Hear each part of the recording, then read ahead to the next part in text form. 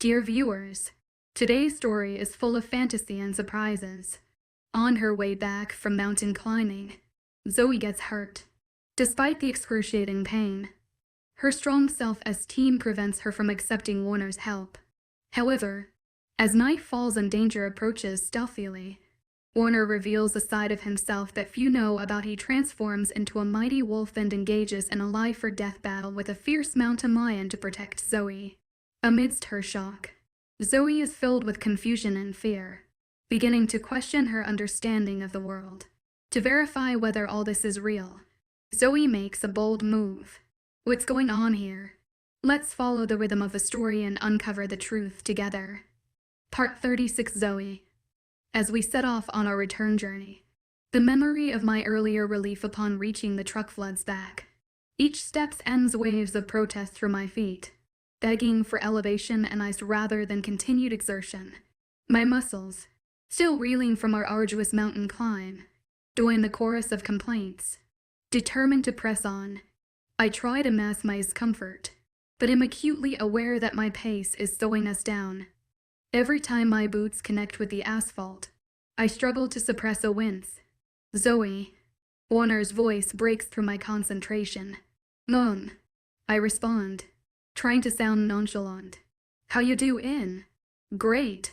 Peachy. Top notch." I attempt to inject enthusiasm into my voice. "Liar." Warner's hand on my shoulder brings us to a halt. His observant eyes scan my face. "Your feet are killing you, aren't they?" Fighting the urge to collapse, I admit, they might be staging a slight protest. "Climb on my back."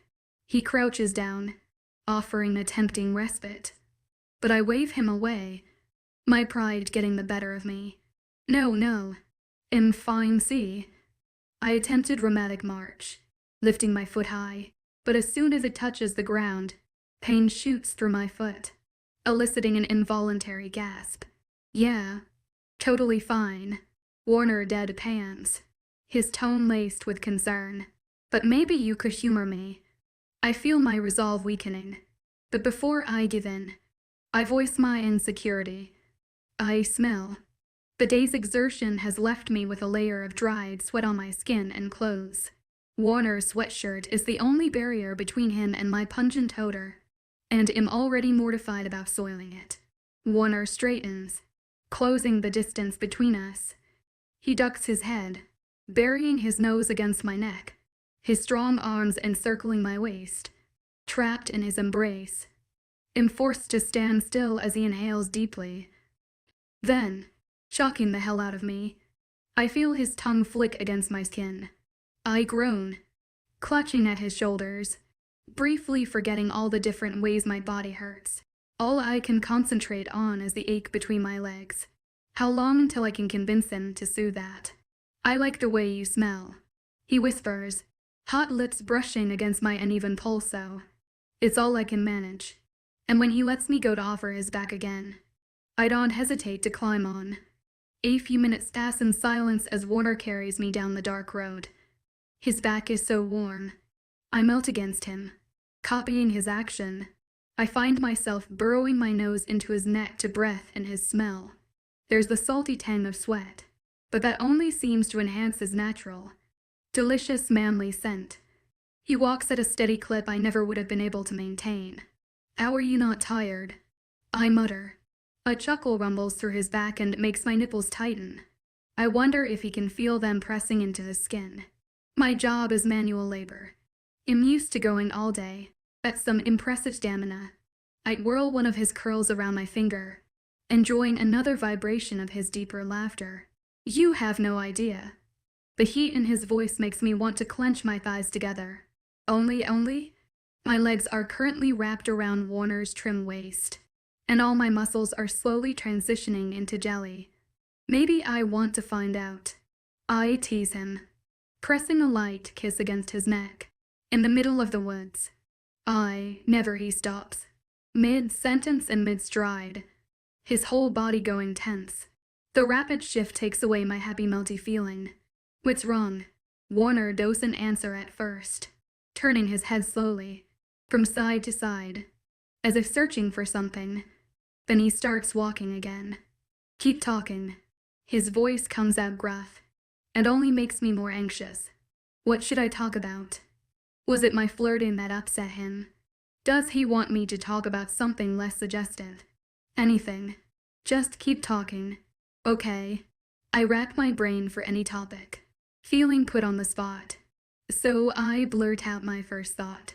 I want to make you something. What do you want to make me? He asks, distracted. That's the problem. I want to make you something, but I don't know what. I make a lot of things, but I can't figure out what the right thing for is you. You're this sexy biker dude, so it's not like you're looking for me to crochet you something. You could crochet me something, even though HES still canning the dark woods surrounding us. I hear a smile in his voice. Really? You'd wear a scarf? Sure. I would.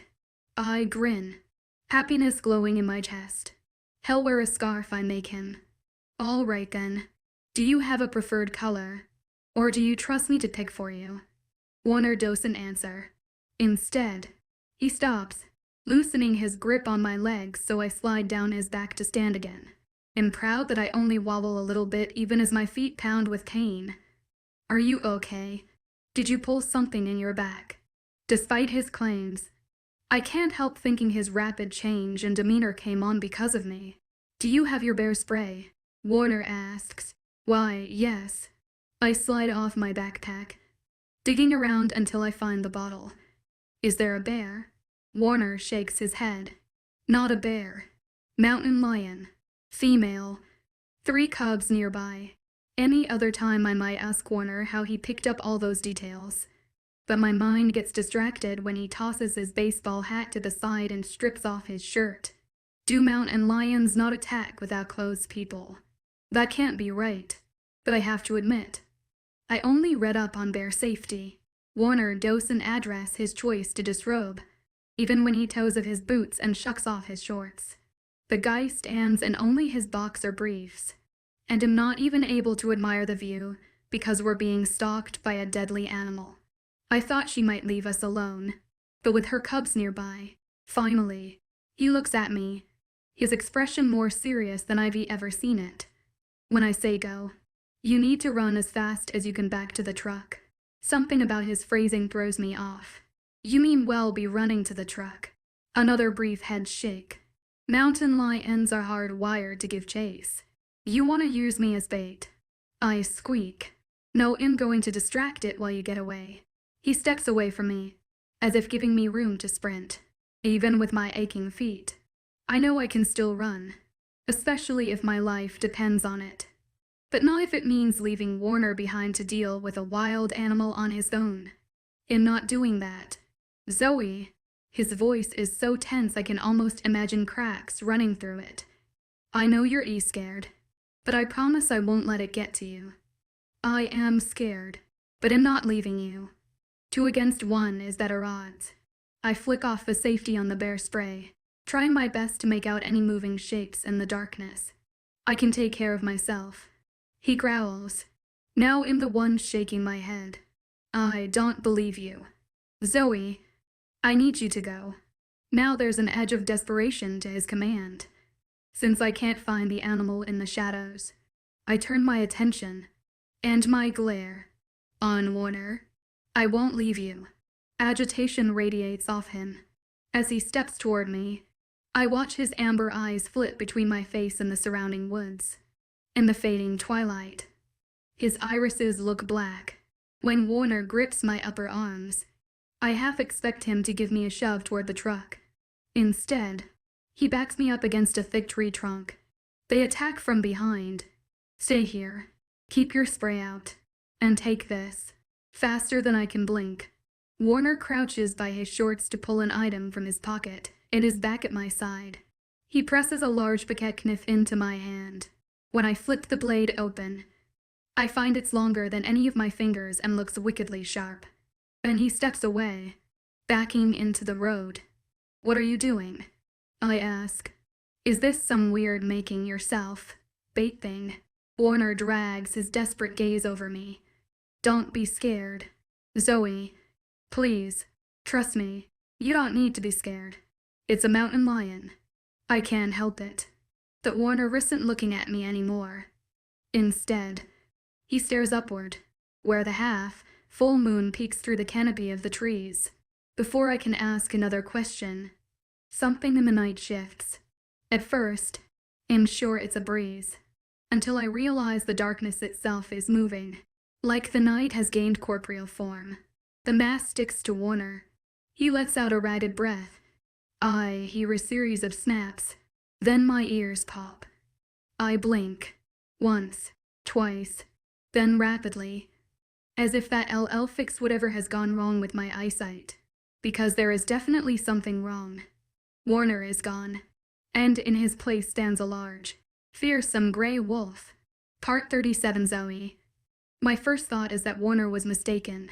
It wasn't a mountain lion following us. It was a wolf. But then an angry hiss sounds from the other side of the road a moment before a huge feline stalks out of the tree line. Does all the animal kingdom have a vendetta against me? Before I can brainstorm how to fight both a wolf and a mountain lion. The cat leaps through the air, but not at me.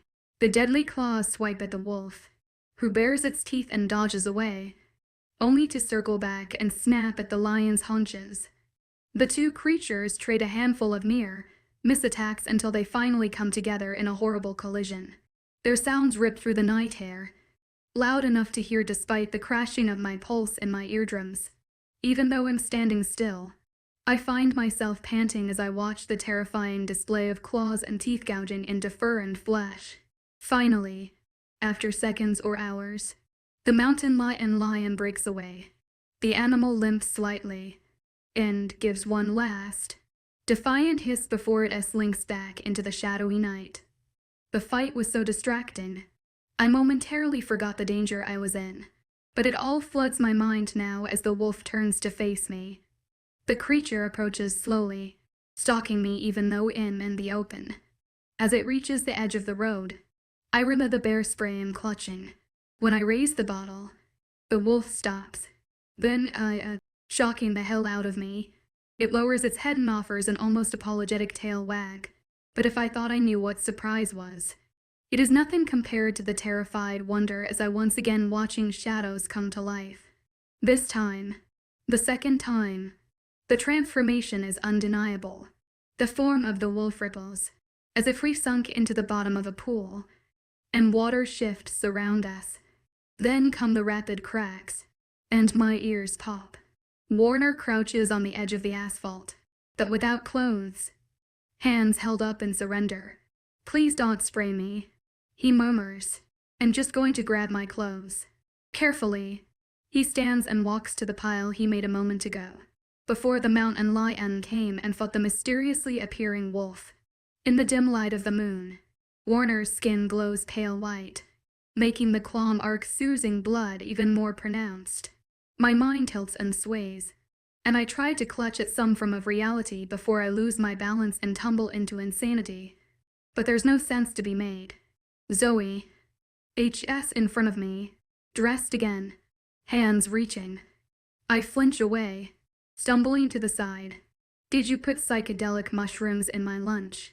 My voice is a desperate rasp. Am I tripping? Warner lets his arms drop and slowly shakes his head. I know this is a lot, but we need to keep walking. I don't think the lion will come back, but I can't be sure. Walking is such a normal thing. Can I really do something so ordinary? Within, numbly, I nod, then push myself to take a few unsteady steps. His hand stretches toward me again, but I move away, into the middle of the road. Why you walk there? I gesture to the side of the road HES standing on with my hand that's holding the bear spray. Then I shuffle across the middle line, claiming the opposite side for trudging forward. Zoe. I ignore him, trying hard to concentrate, all the while too scared of what this new world is. Men turning into wolves. That's fiction, fantasy, something from a strange dream. A dream. That must be it. I fell asleep at some point, and this is a twisted story my mind has made up. In a dream, I don't need bear spray. so I let the canister drop from my slack fingers. I used my free hand to pull up a sleeve and pinch my arm. I don't wake up, no matter how much it stings. Next I try pinching the meaty part of my thigh, digging my nails in along with a bruising grip. But I don't blink to find myself in the bedroom of Grandma Minnie's cabin. I'm still dragging sore feet through dead leaves on the shoulder of an empty back road with a wolf, man's eyes burning into the side of my head. Everything about this dream seems so solid, so real. I'm fully entrenched in it.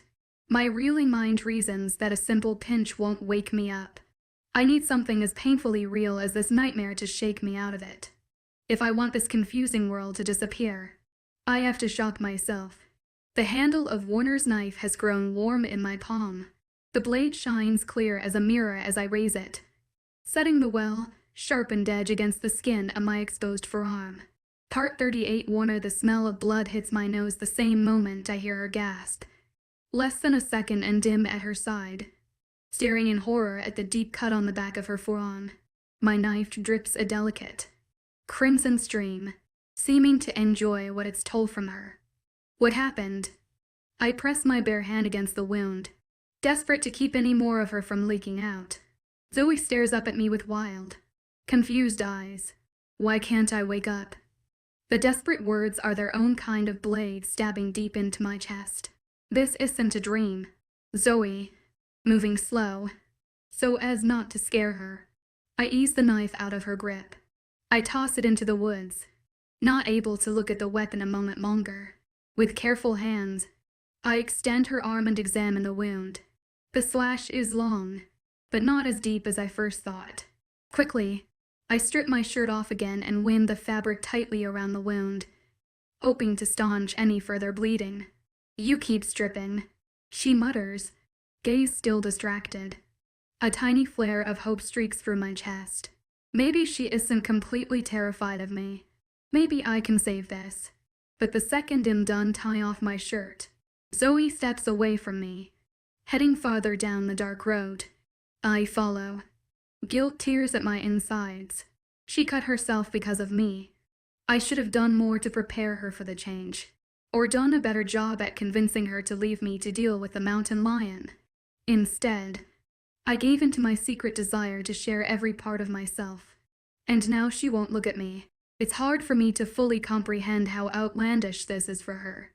The existence of werewolves has always been a truth in my life. The supernatural is my norm. I glance over and clench my jaw at the sight of her walking with her arms wrapped around herself protectively. Head bowed, a slight limp to her walk. What I wouldn't give to go back in time. Reverse the clock 15 minutes. When I had her body against mine, her laughter in my ear, her lips on my neck. Zoe probably wants to reverse the clock for a whole different reason. She just learned the world she thought she knew has more hidden bits to it. Dangerous, frightening secrets. You can ask me questions. I offer, if you want, anything to get her talking again. But she seems uninterested in my olive branch as time and silence stretches between us, just as I'm contemplating tearing out my hair by the roots. She speaks. How long have you? She waves a hand, taking in the whole of me while keeping her eyes resolutely on the ground. Born this way. Although, I didn't turn for the first time until I was 13. A whole other level of puberty. Instead of engaging, she moves on to the next question. What do you eat? Well, I'm not a vegetarian. She doesn't laugh, not even a twitch at the corner of her mouth. I try not to sigh. Nothing out of the ordinary, although I do hunt small game when I'm in wolf form, and the pack will sometimes take down a deer or two. The pack. Her voice ticks up a notch and a new wave of bitter fear mixes with her scent. I cringe. Probably shouldn't have revealed there's more than just one werewolf roaming Pine Falls. If Roderick knew how easily I let that slip, it'd be in for a major beatdown. There are plenty of humans in town that are in on the secret, but those are locals. People who grew up knowing about us. Roderick is not a fan of outsiders. As he refers to them, we keep to our own, is one of his favorite mottos. Zoe's breath hitches out faster than a moment before. Just panicking. And it's all because of me. I know this is freaky, but I swear you're not in a horror movie. I try out my most charming smile. More like a paranormal romantic comedy. Zoe's gaze flicks to the deep gashes on my chest. To the dark, ominous woods surrounding us, finally settling on my face with an incredulous stare. I get her point. When Zoe looks away again, we fall back into silence. She trudges forward, and I wince with every limping step she takes, fighting the urge to wrap a supportive arm around her waist. Who else? She whispers. Zoe never whispers. Even still, I can't give her what she wants. I can't name names. Another few minutes of no talking.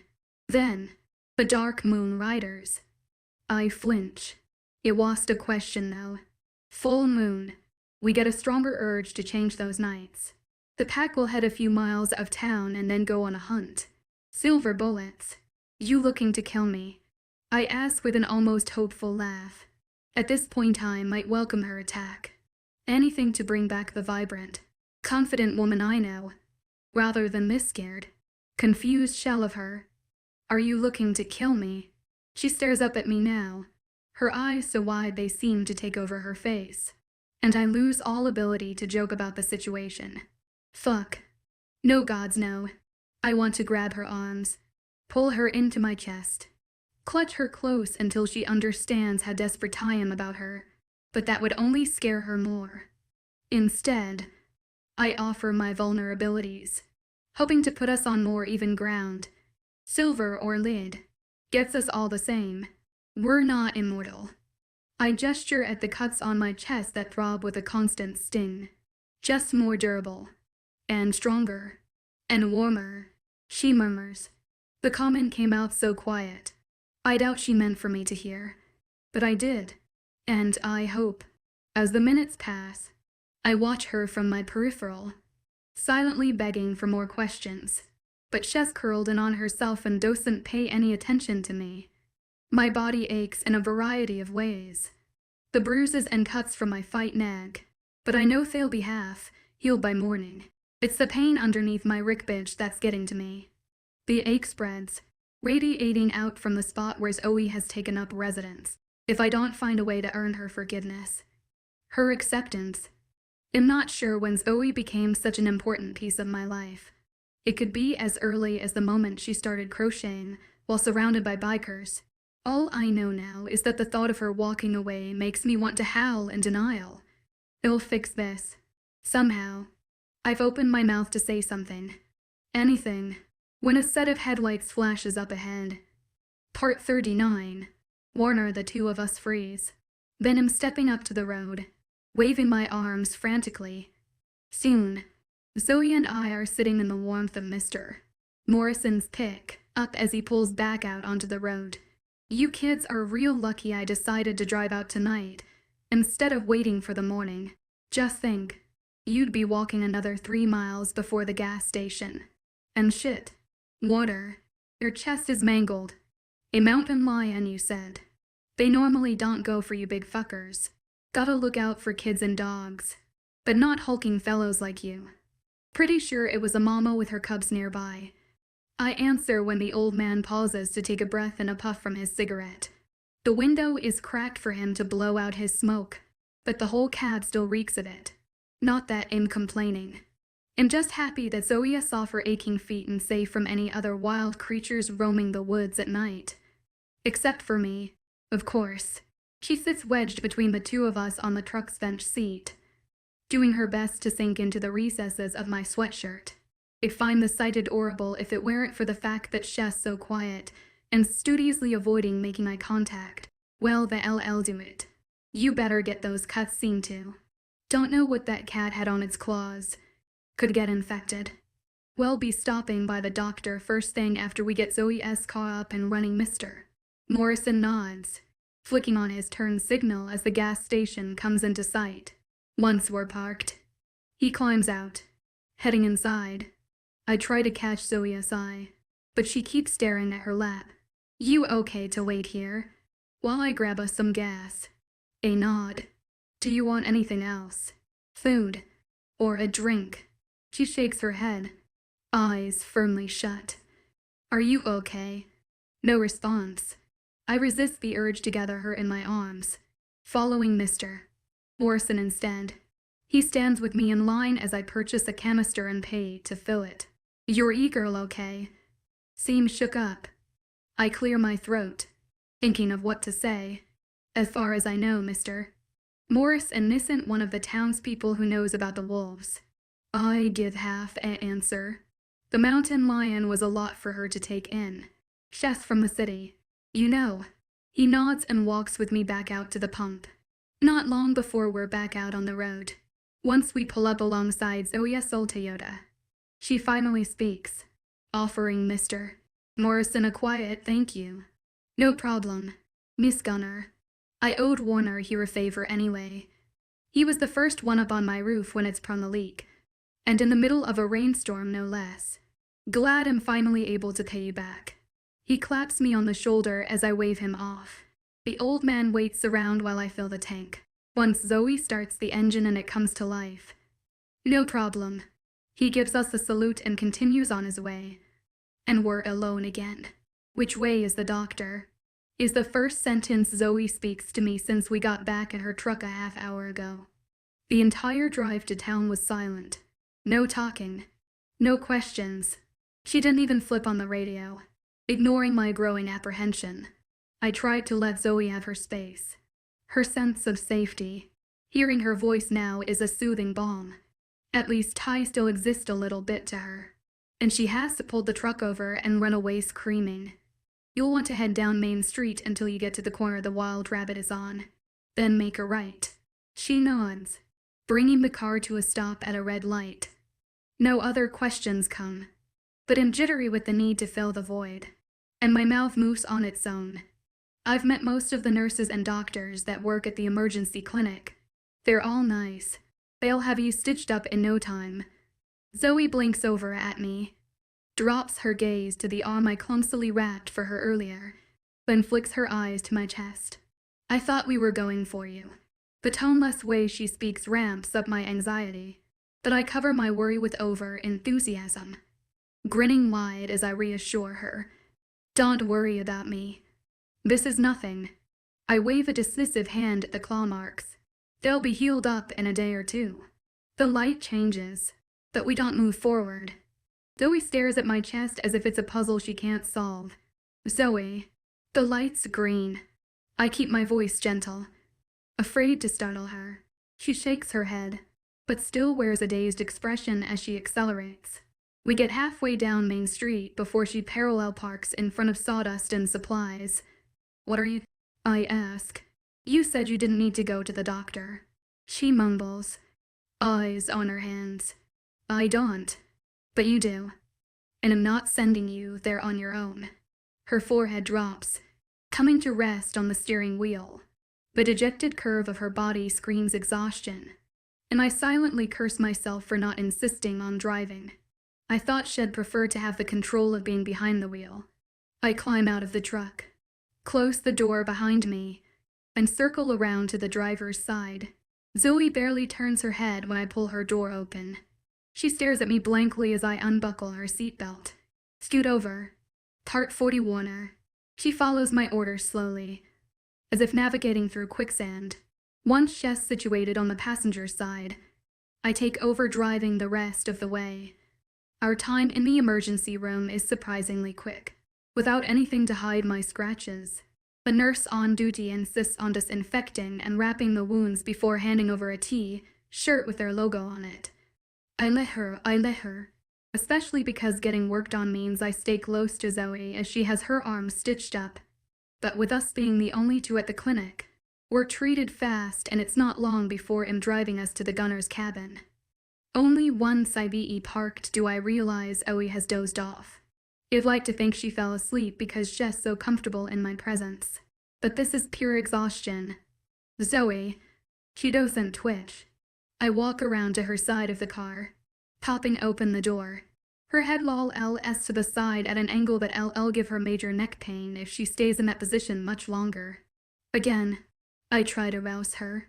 Zoe, we're home. You ready to go inside? Gently? I smooth my hand down her arm. She stirs, shifts, then settles again on the old leather seat. Clearly, Zoe's already in. My fingers smooth stray hairs away from her closed eyes. Do you mind if I carry you inside? You can keep sleeping. I'm not sure if I expect a response or not. I don't like the idea of hauling her around when she's just likely to wake up terrified that I'm touching her. But she needs to get inside somehow. Just as I brace myself to give her a firmer shake, she tilts her head up, eyes opening halfway to reveal blurry, unfocused pupils. Don't eat me, she mutters, just before her hand reaches to clutch at my shirt. I don't know whether to laugh or wince.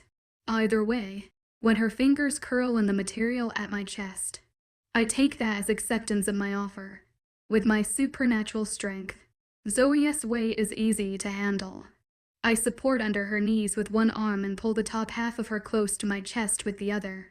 The shape of her feels exactly right, and I suddenly want to walk away from the house rather than toward it. I could spend the entire night carrying her around, just to enjoy the feel of her luscious body against mine. But I've pushed my luck way past the acceptable marker tonight. If I have any chance of winning her over, the best thing is to get her into bed where she can sleep off the shock of everything that's happened. As we approach the front door, I hear deep, warning barks. Not even Bruce's call is enough to wake Zoe. Just completely relaxed in my arms as I fumble with the keys in the lock. The minute the door is open, Bruce is there sniffing my leg, once assured him a welcome guest. He passes by, trotting into the front yard. I leave the dog to take care of his business as I head toward the master bedroom, using my superior night vision to navigate without turning on any lights. The old mattress squeaks as I lay Zoe down on top of the quilt. She turns into the soft surface, eyes never opening. Maybe I should leave her now, walk out the front door, but she's still dressed for hiking, smelling of sweat and blood. I don't particularly mind the scent, but I imagine Zoe won't be too comfortable spending the night in her boots, coated in grime. With business-like motions, I untie her showstrings and tug off her boots, setting them on the floor beside the bed. Taking a trip to the bathroom, I soak a washcloth in warm water, then return the Zoe side. After wiping her face, neck, and arms, I decide I've gone as far as I should, not wanting to cross more lines than I have. There's an extra quilt at the foot of the bed, which I unfold and drape over Zoe's prone form. I'm just tucking in the edges, when her eyes flutter open to land on my face. Was it a dream?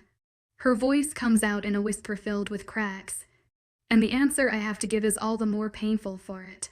No, it wasn't. She buries her head in the pillow, promptly sliding back into sleep. And I leave her, heading back into the main room of the cabin. A scratch at the door has me letting Bruce in. I fill his food bowl and refresh his water. There's a notepad hanging magnetically to the front of the ancient fridge. I write Zoe a message, letting her know I took care of Bruce. My hand pauses before the next sentence.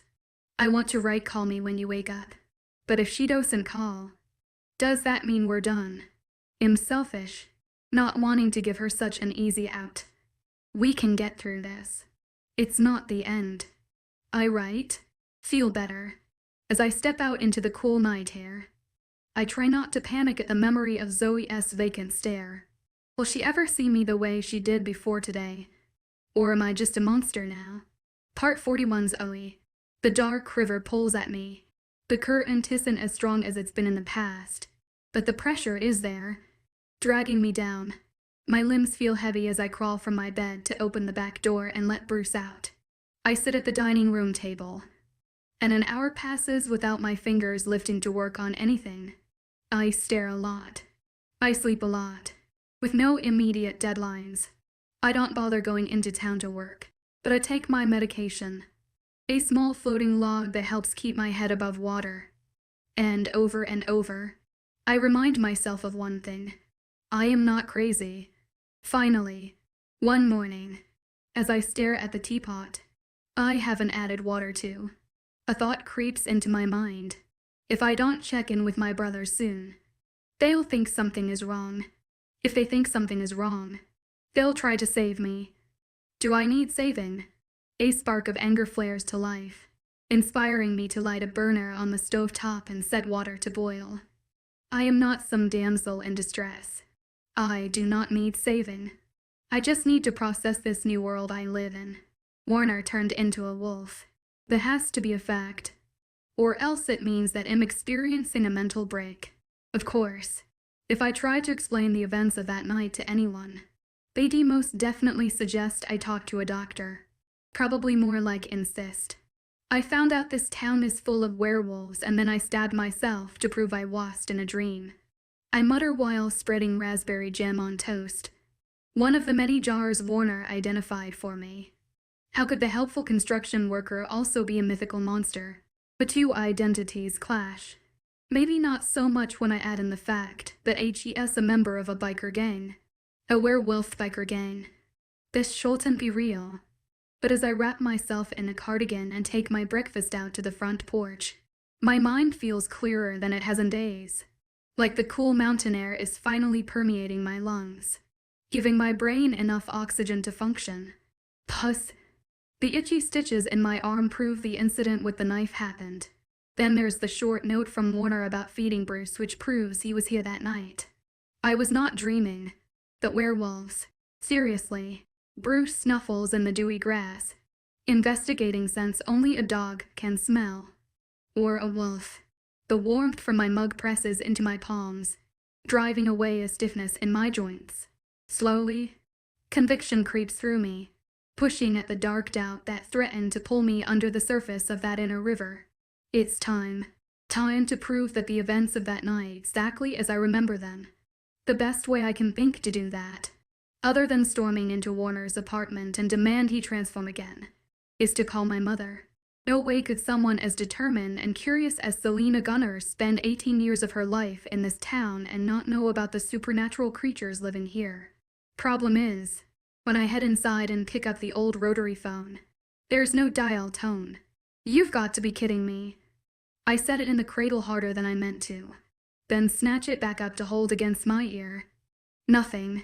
Growling and muttering about shitty old cabins with questionable wiring.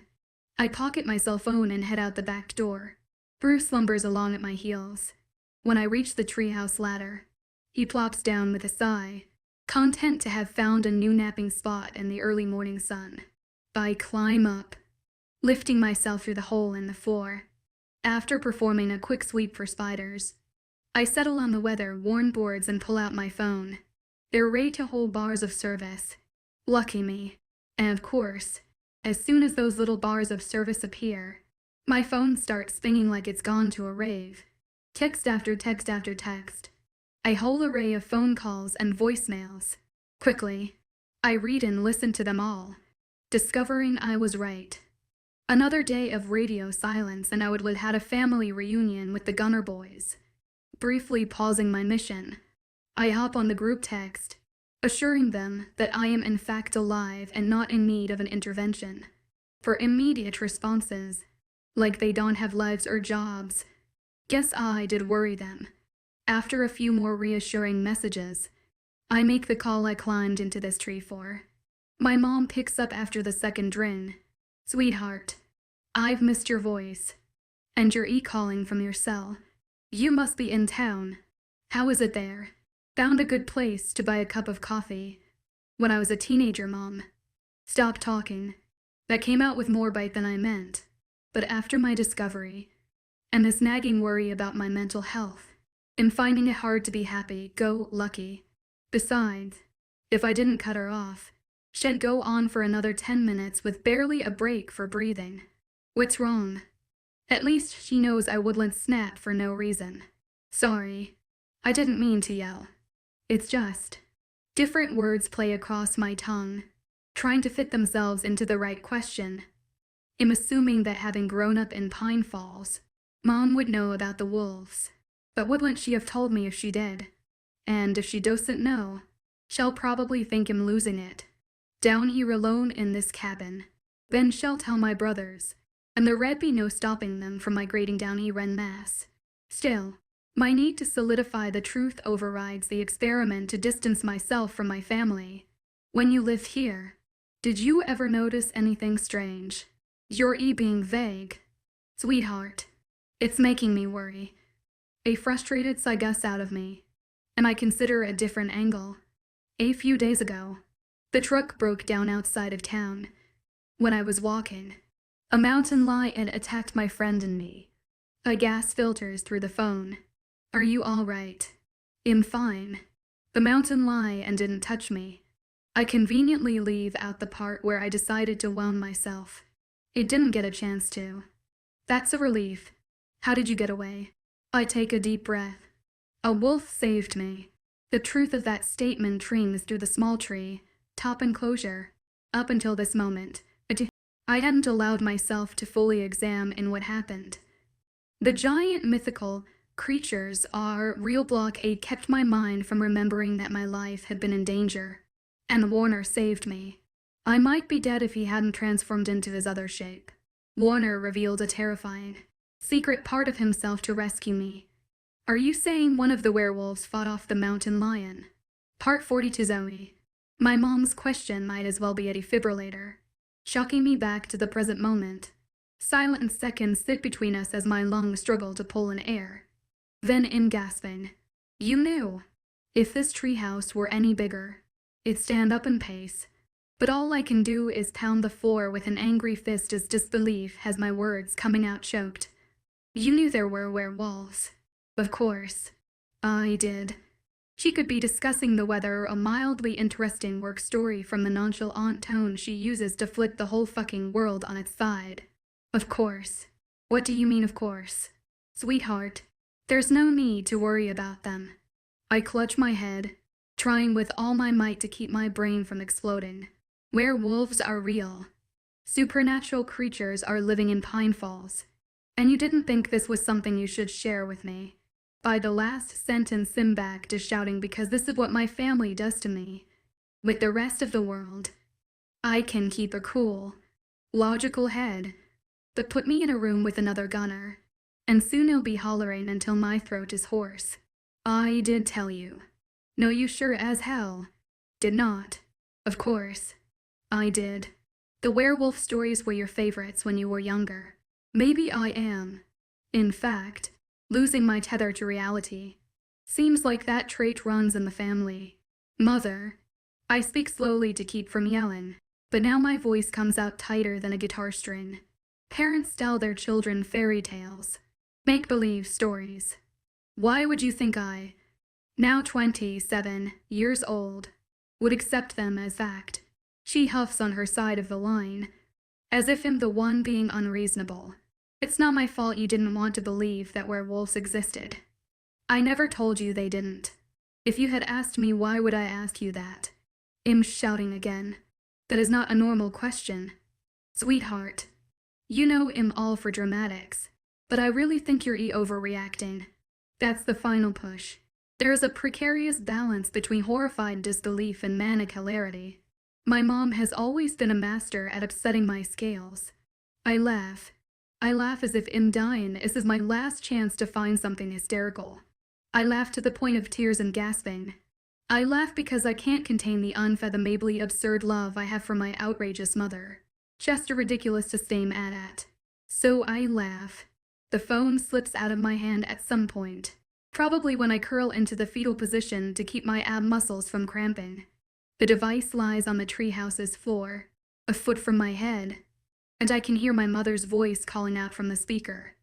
Zoe, sweetheart, are you still there? I reach for the phone, pressing it to my ear. Yeah, I'm here, and you swear you're not hurt. Werewolf saved the day, like I said. And now I'm thinking about Warner coming to my rescue. Right after he stripped down to his briefs. Guess that last bit of fabric tore off like Hulk's shirt when Warner shifted. The replay of the fight flashes through my mind, and my humor fades as the memory of claws and teeth and blood. I'm not hurt. Not really. But he was sporting some major lacerations. And what about infection? Can werewolves get sick? Can they catch rabies? I open my mouth to ask my mom, but then slowly close it. For some reason, getting intel from her almost seems wrong. If I want to learn about werewolves, I should go straight to the source. That is, if hell forgive me for treating him like a pariah after he saved my life. Well, you were lucky one of the pack was nearby. They tend to only hang around their own kind. That spikes my curiosity, but I've already made my decision about who to bring my questions to. Maybe if Warner refuses to talk to me, I'll reconsider pumping my mom for info. But right now, I have some groveling to do. I know. I was lucky. I'm sorry, but I have to let you go, Mom. I need to meet up with someone. Wait. She pauses for a stretch. How are you feeling? Mom clears her throat. There at a section. I mean, you're okay. Her hesitation speaks to how worried she is for my mental well-being. I don't see a point in rehashing the last few days of my shocked zombie state. So I give her the current truth. I'm fine. This is helpful. I think. Being on my own for a bit. Oh, okay. Well, I miss you. You already said that. I smile. I could say it 10 more times and it still wouldn't cover it. You've left me outnumbered. It's all men. All the time. I chuckle. Even if I was there. They still have the majority. She rattles on a bit longer about my brothers and my father before we finally hang up. As I climb down from the treehouse, my brain is already strategizing. Guilt sits like a heavy muck coating my heart. The way I reacted. Maybe it would be understandable to some, but I've prided myself on how open-minded I can be. That night, I treated Warner like a freak. The need to apologize tugs me toward Pine Falls, but I resist the urge. Instead, returning to the cabin. Words aren't enough to make this right. He needs to know I'm not saying some empty platitude. Plus, there's the whole thank you for saving my life situation. That werewolf better brace himself for a gunner apology. Part 43 Zoe in wearing a dress, which means I shaved my legs. Do werewolves care about shaved legs? When you're 1 second away from a pelt, does a little stubble really matter? Still, I like the smooth feel of them rubbing together. After working out my apology, I decided to put effort into my appearance. These past few weeks, a good day was when I showered and wore a clean pair of jeans.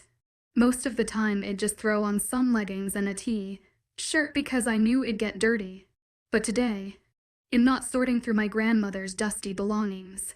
Today I am apologizing to a werewolf, just as soon as I find him. A little bell jingles as I walk into sawdust and supplies. There was no answer when I knocked on the side door that leads up to Warner's apartment, so I'm hoping to find him helping out behind the counter. But the only Jameson around is Rebecca, who's stocking light bulbs on a front shelf. Zoe, you need something. Yes, I'm looking for your son. She turns to me with a raised eyebrow. Warner, have you lost him? In a way, I breath through my guilt. As more and more time passes, as I walk in the radiant sunshine of the day, the crippling fear from that night seems even more ridiculous. Well, not the terror at being attacked by a mountain lion. That's completely reasonable. But the way I myself become frightened of Warner, the same guy who gave me a ride to my crochet club the first time I met him. The guy who lent me some of his power tools so I could refurbish an old dining room table. He hiked through torrential rain to find me in the woods. He fought a mountain lion for me, the man who's more likely to smile than scowl. After the way he held me, the way he kissed me, and I treated him like a dangerous animal on the verge of attack. Somehow, I suppress my grimace of self, disgust, and focus back on Rebecca. I wonder if I should explain exactly why I'm looking for him. If Warner was born a werewolf, and my mom knows about them, no doubt Rebecca does too. Last light bulb put in place, the shop owner gets down from her step ladder, but she doesn't take a few cautious steps down. She jumps. The distance can't be more than 2 feet. But there's something about the graceful way she lands without even a wobble that sets my mind wondering, is Rebecca a werewolf? To the question almost slips out when I remember Warner's words. I'm not sure I should be naming names. Would Warner get in trouble if the pack found out he revealed himself to me? And where do loyalties lie? Rebecca might not be the best person to tell the events of that night. I think I hurt his feelings, and I just wanted to apologize. Apology gift included. I gesture at my bag, which is him the gift. I doubt Warner has any use for a tote that reads "Girls Just Want a Pearl."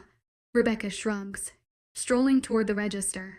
Ensure you're overreacting. Warner is the most easygoing person you'll ever meet. If you were talking about one of my other boys, maybe I'd believe you, but I doubt Warner is moping somewhere. No need to worry yourself. Her words don't sit right with me. Is that how she sees Warner? Too laid back to ever get hurt by anything. Still, I wonder, am I blowing this out of proportion? I dismiss the thought. No matter his reaction, I know how I acted toward him was wrong, and I need to tell him that. Either way, I'd like to apologize. Rebecca watches me with an unreadable expression before answering. Well, HES not here. Not sure where HES gotten off to. You can leave your she eyes my bag with a baffled expression apology gift with me. I'll give it to him when I see him next. I smile even as I shake my head, thinking of how to explain my reason for turning her down. That's kind of you, but the gift isn't exactly finished yet. At her raised eyebrow, I add, plus, there are the words that I need to say to make it a real apology. Her second eyebrow joins the first, and I conclude that I'm not making much sense. Better escape before I lose Rebecca's goodwill. Getting on her bad side would make my many trips to the hardware store an adventure and discomfort. Those are the worst kinds of adventures. Thanks anyway. I'm sure it'll be in soon. Almost out of stain. Waving over my shoulder, I head back out onto the street. Fingers crossed I try knocking on Warner's door again. Still no answer. I could text him, but selfish me doesn't want to give him a chance to avoid me if HES hurt or mad after how I treated him. This is an ambush apology. He will know how sorry I am. Then, after that, he can cut me out of his life if he still hates me. A surprisingly large pit of despair oils in my stomach as I consider when did Warner fuse himself so thoroughly with my happiness? HGS basically of ninja, sneakily helping me until I come to rely on him. Ninja biker werewolf, first to be reckoned with. The rumble of a bike pulls me out of my twirling thoughts. I stroll up to the curb, anticipation quickening my heart rate, focusing on the far end of Main Street. I spot a black blur approaching. As the rider gets closer, for a minute, I think I've found my wolf. There's the familiar build on top of the dark bike. But then I realize two things. The biker has a shaved head, and I can see this because HES not wearing a helmet. Definitely not Warner. If it was, it'd have more to say to him than sorry. As the rider passes by, I realize it's Warner's older brother, Roderick. We've never officially met, but Warner pointed him out to me.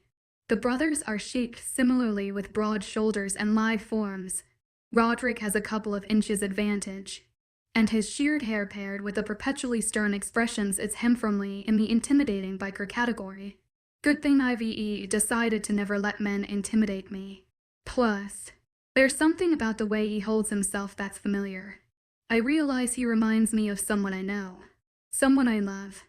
And I don't mean Warner. Roderick pulls into the gas station a block down.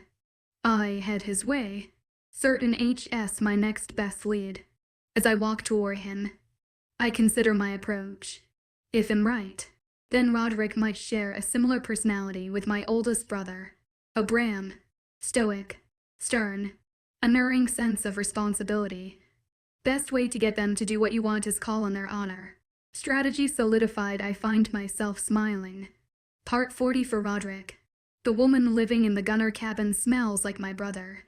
Not enough to designate her as his mate. She only has a hint of him on her skin, as if they spent time together recently.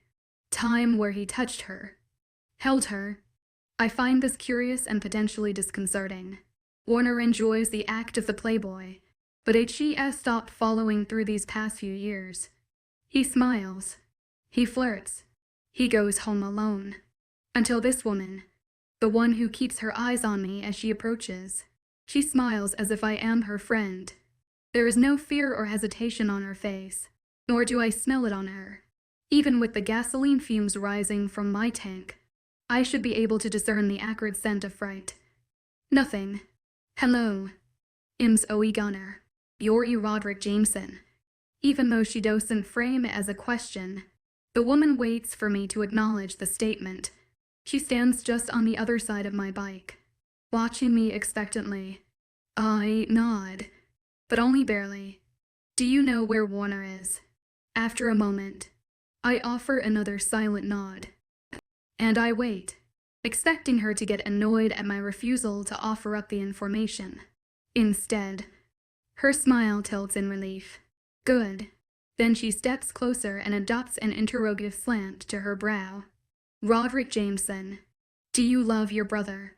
I pride myself on the ability to keep my thoughts from showing. As the leader of the pack, it is important that I act as the immovable, reliable axle that everything else turns on. But this unexpected question hits my blind spot, and I find myself jerking back in surprise. She wants to know if I love Warner. He is my blood, my pack. He is also the one person in my life who I believe I could say anything to without fear of judgment. Not that I experiment with that, but the knowledge of the freedom provided by that connection still exists. Do I love him? Of course. I do. Intrigued despite myself, I nod, as you should. Her satisfied grin gives me the sense I would've gotten chastised if I had any other way. Warner deserves your love. And he doesn't he? For the first time in my life, I don't feel like a wolf. Instead, I sympathize with a rabbit, slowly being led into a trap. Still, I nod. Exactly. So when this wonderful man, deserving of respect, who you love dearly, her addition of words has me suppressing a reluctant smile, is wronged by someone, he is unequivocally owed an apology. Wouldn't you agree? Something has me hooked, wondering what her conclusion to these questions will be. Am already caught up in the snare, dangling helpless from a branch. I nod. Good. To review, we've established that you love your brother. If he is wronged, you believe he deserves an apology, and that you know where he is at this very moment. Have I got that all right? The truth would be easy enough to give, but for some reason, I feel like this woman has tricked me into revealing valuable information. Still, I don't lie if I can help it, and I can't parse out any way another nod would put me at a disadvantage. So once again, I tilt my chin. Perfect. Now I must admit, with a great deal of chagrin, that I have wronged Warner, and by our previously established logic, you would be betraying your morals, and the love you have for your brother, by not telling me where he is. Because if I don't know where he is, I cannot apologize. And Warner deserves an apology. I was right. She is trickier than a fox. Zoe Gunner hasn't even bothered to ask me to point her in the direction of my brother. Just simply explain why I am going to. If she had asked, I could have said no. But now, that would only make me look like an ass. Plus, I think I can see why Warner is fascinated with this woman. He might have some competition if he doesn't put a more permanent version of his scent on her soon. We stare at each other, the stalemate only breaking with the click of the gas pump to let me know my tank is full. Auto shop? 3rd Avenue. I give her the answer as it pains me, when really, I'm not all that reluctant. Warner is a grown man. I don't need to protect him from intelligent women. He needs to learn to protect himself. Zoe's face settles into a grateful smile. Thank you. You'll let Warner know what a devoted brother he has. Don't do that. I respond too quickly, already hearing the relentless teasing Warner would subject me to if he found out the circles this woman talked around me. She shakes her head with a smirk. Brothers. All right. You'll keep your secret, but only because you were helpful. I watch her peer around until her eyes alight on the street signs. Zoe offers me a nod of her own, which I'd pick up a slight teasing edge to. Guess I did nod at her a lot. I'm just about to throw my leg over my bike when Roderick, she's on the curb now, staring at me with a stern expression. You should be wearing a helmet. Then she turns and strolls off, thankfully focused on tormenting another Jameson. Part 45 Warner. I've been working on this bike for 2 hours, but practice normally meditative. But I can't get Zoe out of my mind. The events of a few nights ago play on a loop in my head. An old black and white monster movie, jerky and poorly constructed. Like my decision-making. She's gone. I fucked up my chance with the only woman who's ever made my wolf restless as the full moon. For the first time in a long time. The beast and I in complete agreement. We want Zoe Gunner. Then an image stutters across my mind. The brave, enthusiastic woman of my dreams, staring at me with blank eyes. My teeth grind together at the memory of her complete shift in personality. Zoe shut down, as if she needed to protect herself. From me.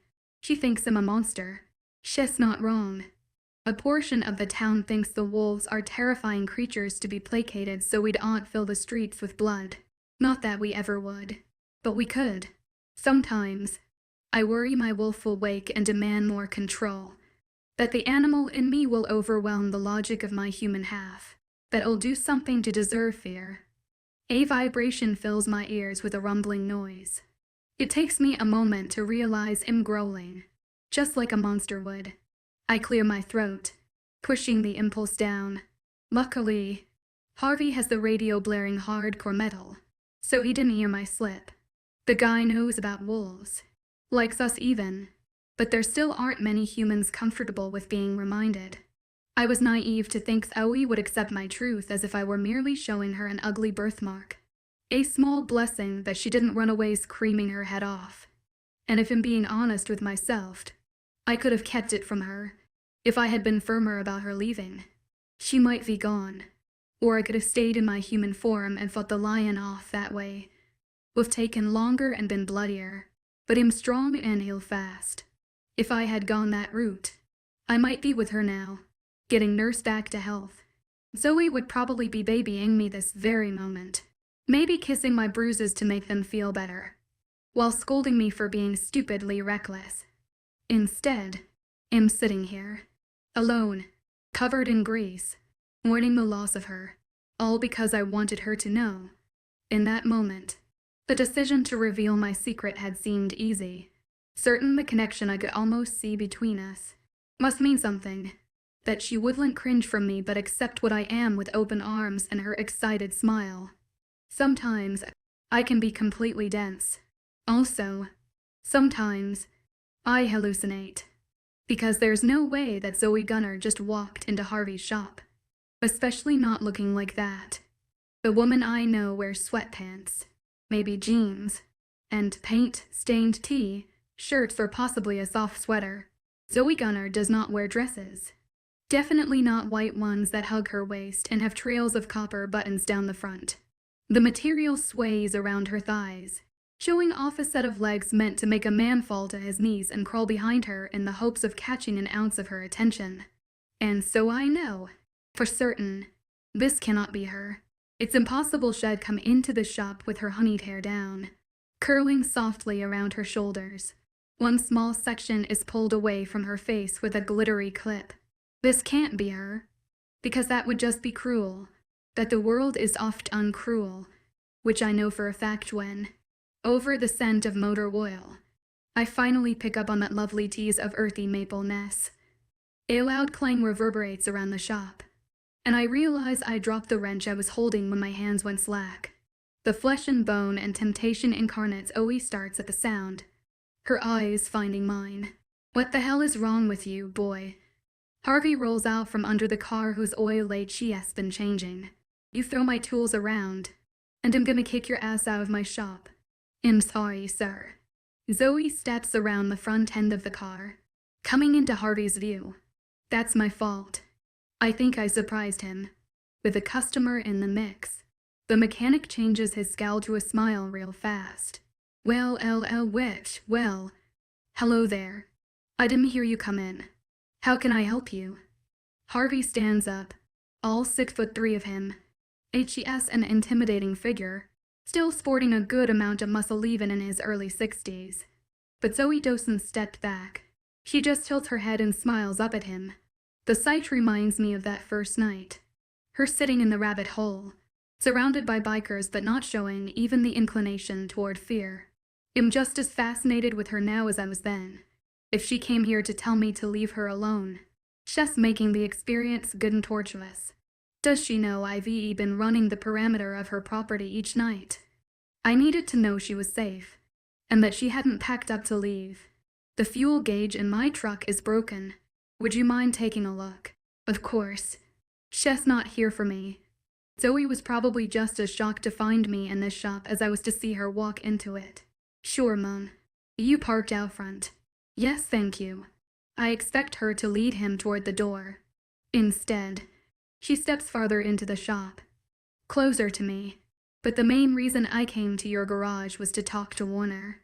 Would you mind if I took a moment to do so? Harvey's eyes go wide as he glances between the two of us. Luckily, HES not one to pry. Sure, give me your keys, and I'll see what I can find while you two talk. That would be perfect. Zoe rummages in the bag hanging on her shoulder until a clinking of metal sounds out. She hands the keys over, then strolls across the shop toward me. Harvey gives me a final incredulous stare before heading outside. Then we're alone, and I experience one of the rare moments in my life where words don't come easy. I should apologize, but before I can figure out what words to say, Zoe takes over.